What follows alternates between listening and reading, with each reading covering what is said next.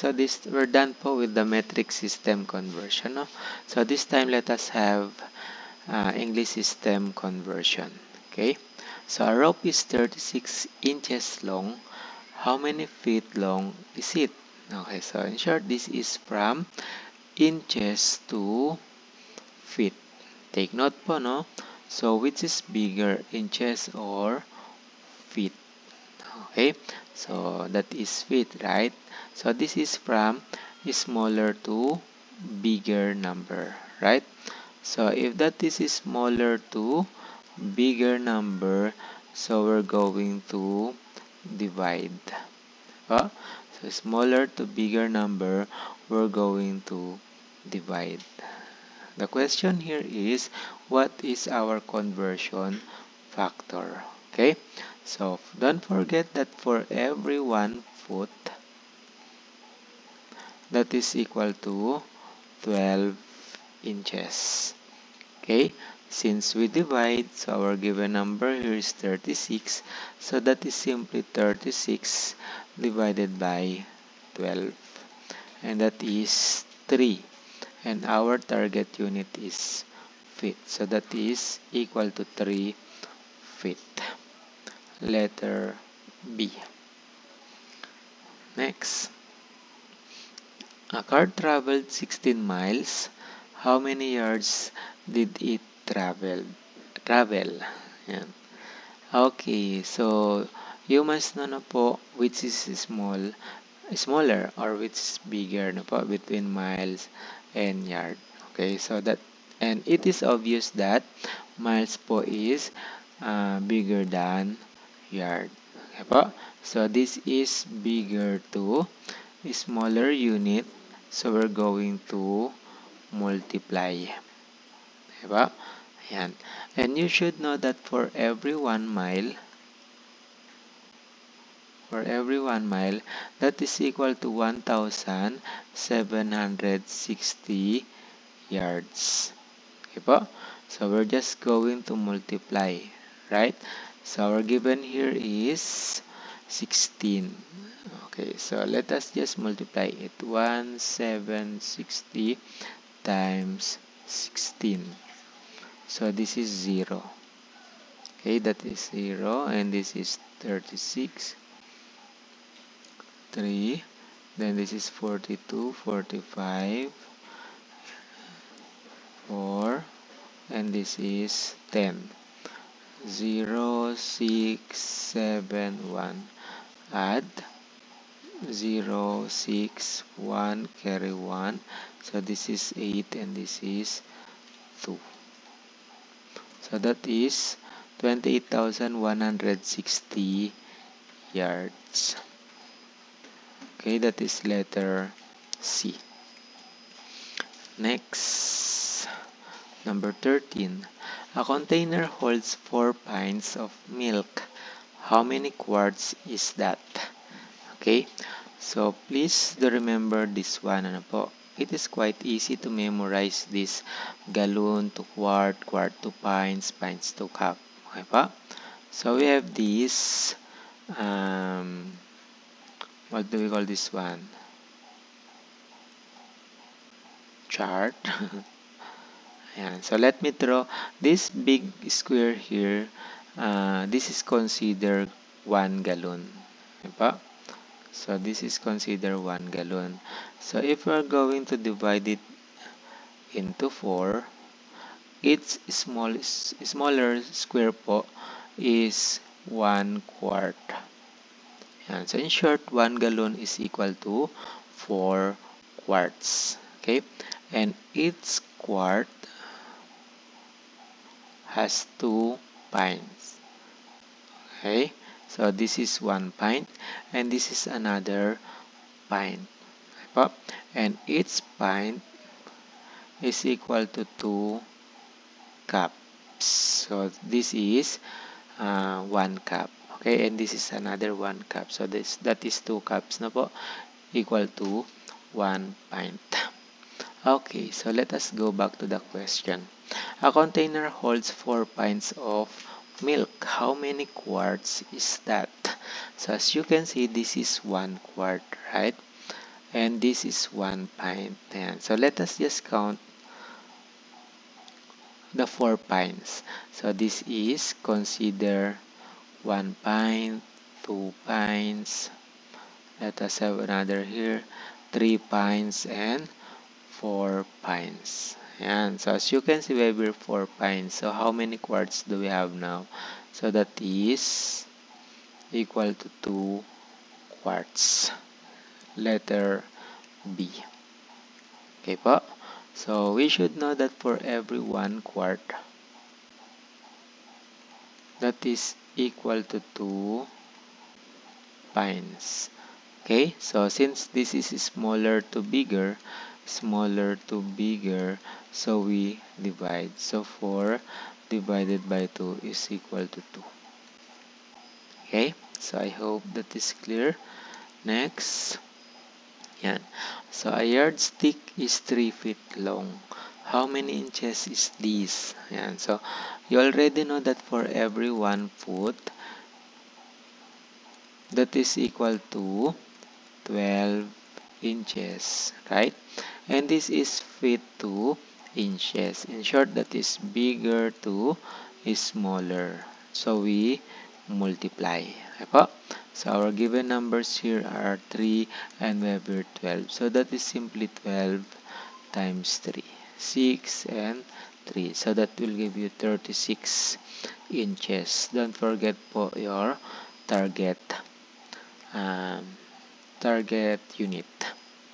Next, number 15. A person drinks 8 cups of water in a day. So how many quarts is this? Yeah, so that is quarts to cups. Na po, do you still remember how many cups are there in 1 quarts? Okay, so I think let us go back to number 13. No? Na po? And so let us see if how many cups are there in 1 quart. Yan. So this is 1 quart. Yan. And for every 1 quart, there are 2 pints. And for every 1 pints, there are 2 cups. So this is 1 cup. And this is another cup. Okay? We have another cup, another cup. How many quarts do we have there are given? Ayan. So for every 1 quart, how many cups, no? And so let's see. So this is 1 quart. So as you can see, we have 1, 2, 3, 4.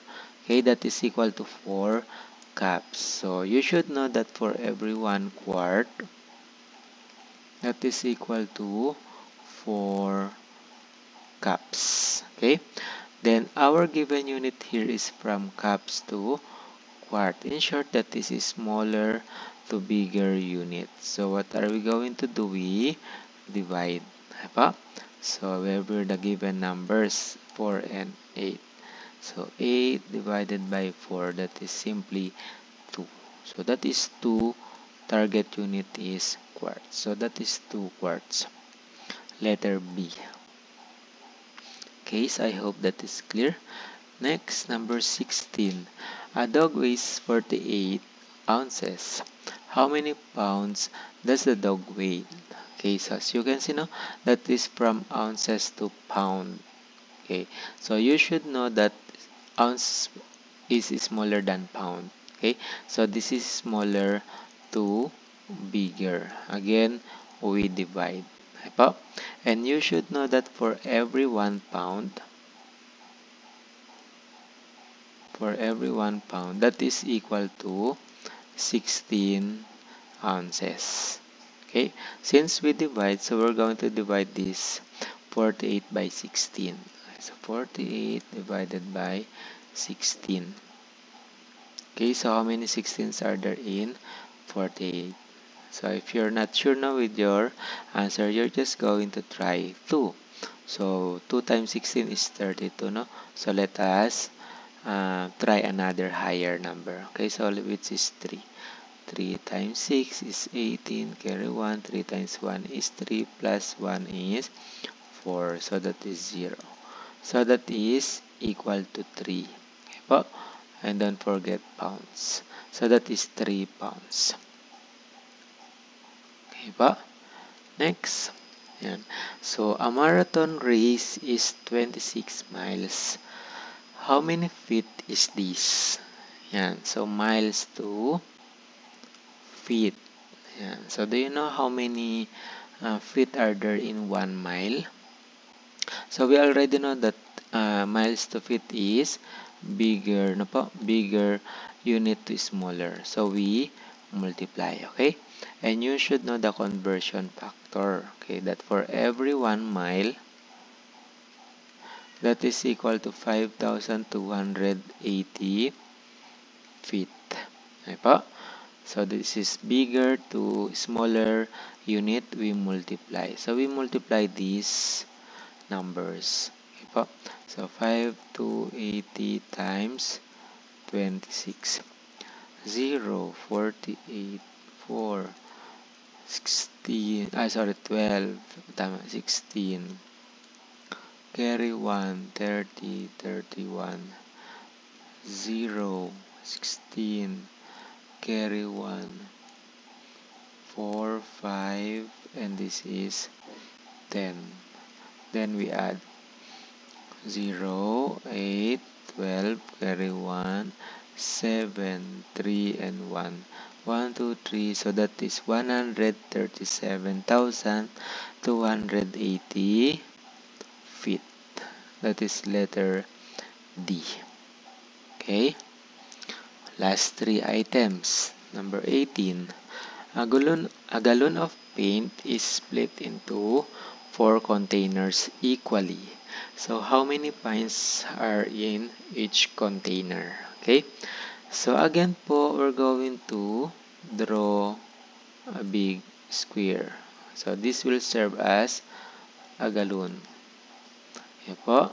So we're going to divide into 4 because 1 gallon is equal to 4 quarts. Okay, so as you can see, if we divide this gallon into 4, so we have here 4 quarts, right?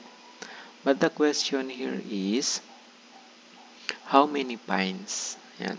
So this is 1 quart, right? Yan.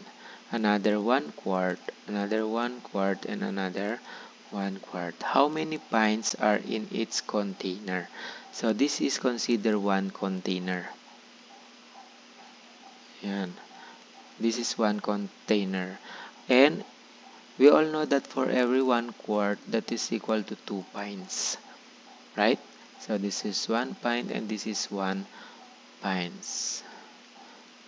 So in short, in each container, there are 2 pints. Okay po? So that is letter B. Next, 19. A piece of fabric in 6 yards long. How many feet long is it? Yan. So this is from yards to feet. Okay po? So which is bigger? So we all know that yards is bigger than feet, right?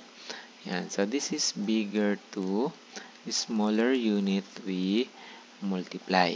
And you should know the conversion factors. Okay po? That for every 1 yard, that is equal to 3 feet. Okay, since we multiply, so we just multiply 6 and 3. Okay, 6 times 3 is 18. And our target unit is in feet. So that is 18 feet. Last item. Yan. So a receipt calls for 2 pounds of flour. How many ounces is this? Yan. So we all know that pounds po is bigger than ounce, right? So this is bigger to smaller. So we multiply. Okay po? And you should know that for every 1 pound, that is equal to 16 ounces. Okay? And since we multiply, so we multiply 16 by 2. So 16 times 2. That is 12, carry 1, 2 plus 1, 3. So that is 3 ounces. It's 32 ounces. Okay? So that is letter C. Okay, so thank you for watching na po. So if you think this video po is helpful to you, please kindly click the thumbs up icon, and if you want more videos like this, please do subscribe na po in my YouTube channel. Once again, thank you for